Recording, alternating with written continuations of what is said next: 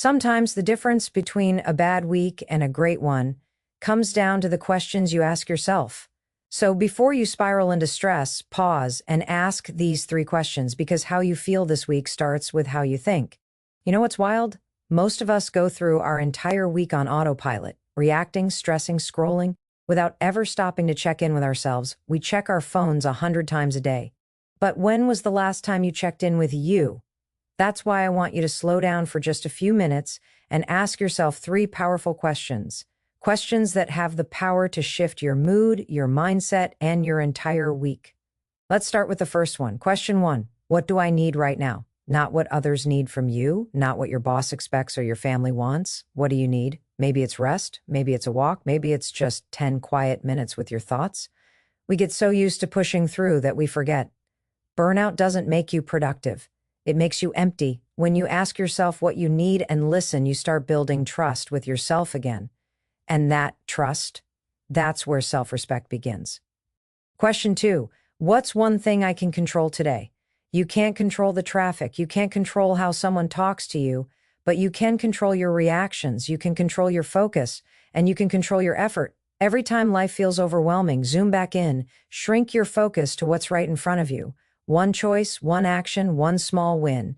That's how you regain power, not by controlling everything, but by controlling something. Question three, what would make today feel like progress? Notice I didn't say perfect. Progress. Progress is finishing that email you've been putting off. Progress is getting up instead of hitting snooze. Progress is showing up for yourself when it would have been easier not to. Ask yourself this every morning. Because when you define progress for you, you stop chasing everyone else's version of success. These three questions are not just mental exercises. They're daily anchors. They pull you out of the storm and remind you, you're not powerless, you're not stuck, you just forgot to check in. So this week, make it your goal to ask them every single day. 1, what do I need right now? 2, 3, what's one thing I can control today? 4, 5, what would make today feel like progress? 6, and when you do, I promise you'll start feeling calmer, happier, and more in control because clarity creates confidence, and confidence creates momentum. Your week doesn't need to control you. You get to control how you show up for it. When you start developing self-awareness, you begin to notice something powerful, that most of your stress doesn't actually come from the world around you, but from the thoughts inside your head. The moments that overwhelm you aren't always about what's happening, they're about how you interpret what's happening. Self-awareness gives you that small but mighty pause between what happens and how you respond. It's the gap that turns chaos into clarity, confusion into calm. When you start to notice your patterns, the way your mind spirals when something doesn't go as planned, or the way your body tightens when you feel anxious, you gain the ability to step back instead of being swept away. That's emotional control. Think about how most people live their days. Something stressful happens, maybe a rude email, a disappointment, a traffic jam, and instantly emotions take over. They react, they yell, they shut down, they spiral, and then hours later they wonder why they feel exhausted and out of control. That's what life looks like without self-awareness, constant reaction. You're a puppet of circumstance. But when you start noticing your thoughts and emotions in real time, you break that pattern. You stop being the passenger and become the driver again. You can still feel anger, frustration, or sadness, but now those emotions no longer define what you do next. Self-awareness isn't about judging yourself or suppressing what you feel. It's about observing without attaching a story to it. It's noticing, I'm feeling anxious right now, instead of letting that anxiety make decisions for you. It's understanding that emotions are signals, not commands. When you understand that, you give yourself room to breathe. You start to realize that your feelings are temporary, but your actions have lasting impact. So when life throws something hard at you, instead of reacting with panic or negativity, you pause. You take a breath. You ask, what's really happening here? That moment of clarity is where emotional control begins. The truth is, you can't control what shows up in your life, but you can control how much power you give it. Self-awareness teaches you to recognize when you're feeding your fears, when you're running from discomfort, and when you're sabotaging yourself with negative self-talk.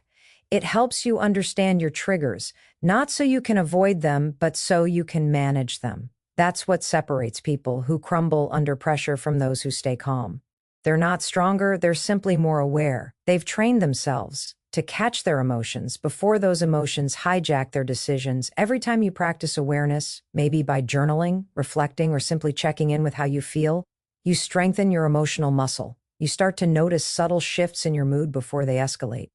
You learn to identify when your thoughts are helping you and when they're hurting you. And slowly, that awareness turns into confidence because you realize you're not at the mercy of your emotions anymore. You're guiding them. You're steering your inner world instead of being dragged by it. That's the real power of self-awareness. It doesn't change what happens to you, but it changes everything about how you experience it. When life feels heavy or uncertain, it's easy to fall into the trap of trying to control everything.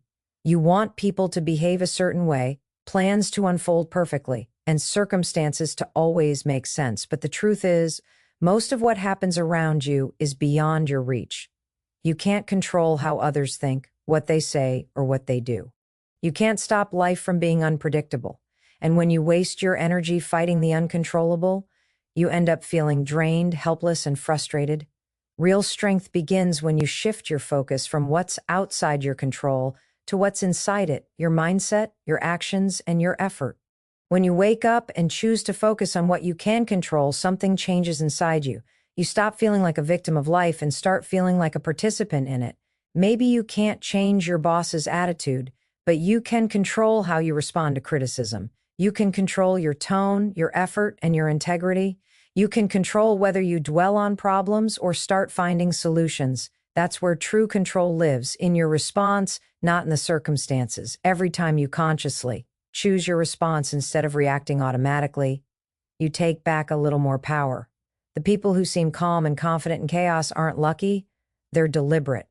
They've learned to stop pouring energy into things that won't change and redirect it toward what will.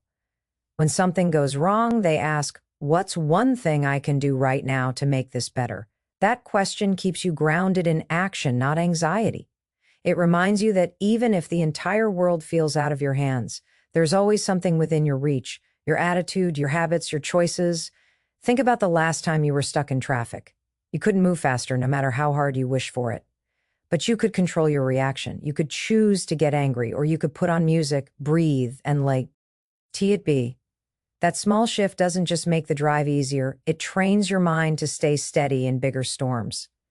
Life constantly throws moments like that at you. Little tests to see whether you'll waste your energy trying to change what can't be changed or invest it in what can.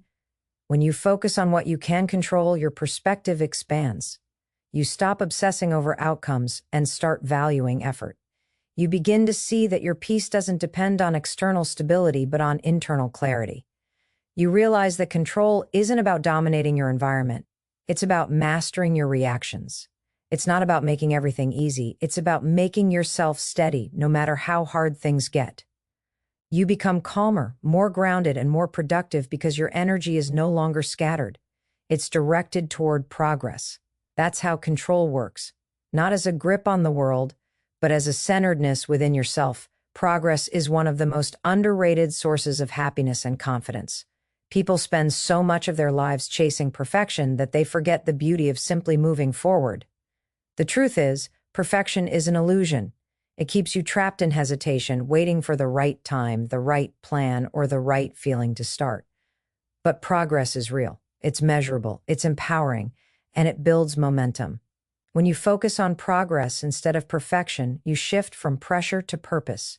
You stop comparing yourself to others and start competing with the person you were yesterday. Every big success story is built on small, consistent steps that didn't feel impressive in the moment. The person who runs a marathon started by jogging around the block. The entrepreneur with a thriving business began with one messy idea scribbled in a notebook. The person who feels confident today once struggled to take the first step. Progress happens quietly, often without applause, but that's where transformation begins. Every single time you choose to do something uncomfortable, to try instead of avoid, to move instead of freeze, you're growing. And growth, even when it's small, is victory. When you chase perfection, you paralyze yourself with fear of failure. You tell yourself, "I'll start when I'm ready." But readiness never comes. Progress doesn't wait for readiness, it creates it. Every small action teaches you something new, gives you feedback, and helps you adapt. You get better by doing, not by thinking about doing. That's why perfectionists often stay stuck, because they're waiting to skip the messy middle that progress requires. But the messy middle is where you build character, resilience, and skill. Progress doesn't have to be dramatic to matter. It could be making one healthy choice, sending one email you've been avoiding, or showing up 5 minutes earlier than yesterday. Those little wins seem insignificant, but they compound over time. The person who commits to small daily progress ends up miles ahead of the one waiting for the perfect plan. It's not about speed, it's about consistency. Each day you do something that aligns with who you want to become, you prove to yourself that change is possible. That proof creates belief, and belief fuels momentum. Progress also changes the way you see failure. Instead of viewing setbacks as proof that you're not good enough, you start seeing them as part of the process. Every stumble becomes data, every mistake becomes a lesson. When you embrace progress, failure stops being final, it becomes feedback. You stop giving up so easily because you understand that growth doesn't mean getting it right every time, it means getting better over time. That mindset builds emotional resilience. It keeps you focused on direction, not perfection. Progress is a form of self-respect. It says, I'm showing up for myself even if I'm not there yet. It's not glamorous, but it's powerful. Because the truth is, one small step forward is always more valuable than standing still while waiting for perfect conditions that never come. Small choices might seem insignificant in the moment, but they're the foundation of every major transformation in life. The way you think, the habits you practice, the way you speak to yourself, all of it compounds. You don't build a stronger mindset overnight. You build it choice by choice. Every morning, you choose to get up when you'd rather stay in bed.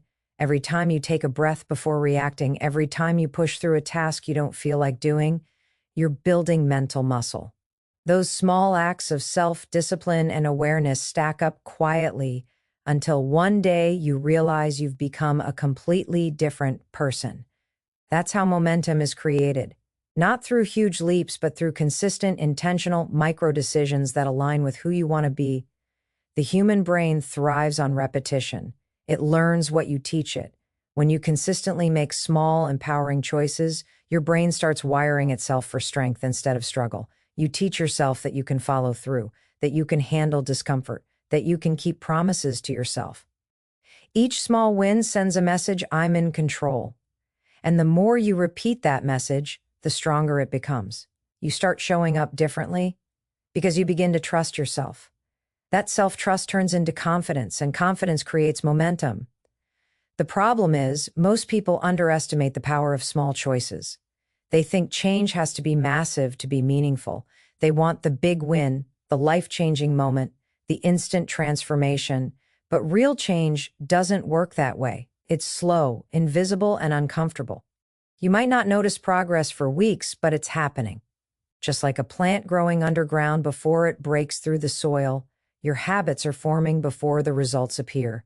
When you commit to small, consistent action, you create a ripple effect that touches every part of your life. Your mindset, your relationships, your energy, your focus, even something as simple as replacing one negative thought with a neutral or positive. Your ally instead of your enemy. Asking better questions isn't about pretending life is perfect, it's about training your focus. The right question pulls you out of confusion and into awareness. Instead of asking, why am I failing, you ask, what can I learn from this? Instead of, why is this happening to me, you ask, what is this teaching me? That small shift changes your emotional state immediately. It takes you out of victim mode and puts you in control. You stop spinning in frustration and start searching for solutions. The question doesn't erase the problem, but it gives you a direction, and direction is what your mind needs when you feel lost. When you begin your week by asking questions like, what do I need right now? Or what would make today feel like progress? You create a roadmap for your mind. You're giving yourself a compass instead of wandering aimlessly through your day. It's like adjusting your internal GPS. Without good questions, your focus scatters and your energy drains. But when you ask questions that bring awareness and clarity, your brain starts aligning your thoughts and actions automatically. You begin to notice opportunities you missed before. You become intentional with your time, your emotions, and your energy. Good questions also connect you back to yourself. Life moves fast, and it's easy to get caught up in doing, fixing, and performing for others. But asking yourself meaningful questions forces you to pause and check in with your own truth. What do I truly want right now? Am I doing this out of fear or out of purpose? Is this decision aligned with who I want to become? These kinds of questions bring you back to authenticity. They help you make choices that feel right for you, not ones that simply please others or meet expectations. The more honest your questions, the more honest your answers become. The power of asking better questions lies in repetition. You can't ask once and expect transformation. You have to keep returning to them until they become habits of thought. Eventually, your default reaction to stress won't be panic. It will be curiosity. You'll start seeing challenges as chances to learn and discomfort as a signal to grow. That mindset shift creates resilience, self-awareness, and confidence. The more curious and compassionate your questions become, the better your life gets, because your focus shapes your reality. Asking better questions isn't just a habit. It's a way of taking control of your inner world so the outer world no longer controls you. And here's your motivational it's where happiness hides in small conscious moments where you choose yourself again and again. So if this message resonated with you, let this be your reminder. You're not behind, you're not broken, and you're definitely not powerless. You're just one decision away from turning things around. The moment you start asking better questions, you start building a better life. Thank you for spending this time with me today. I appreciate you more than you know. If this speech helped you see things differently, take a second to share it with someone who might need it too. Let's keep spreading these reminders. Because the world doesn't need more perfect people. It needs more real, honest, growing ones like you. Take care of yourself this week. Stay kind, stay grounded, and keep moving forward. One small, powerful step at a time. Thank you for watching. Thank you for showing up for you. And remember, your power begins the moment you decide to use it. See you in the next one.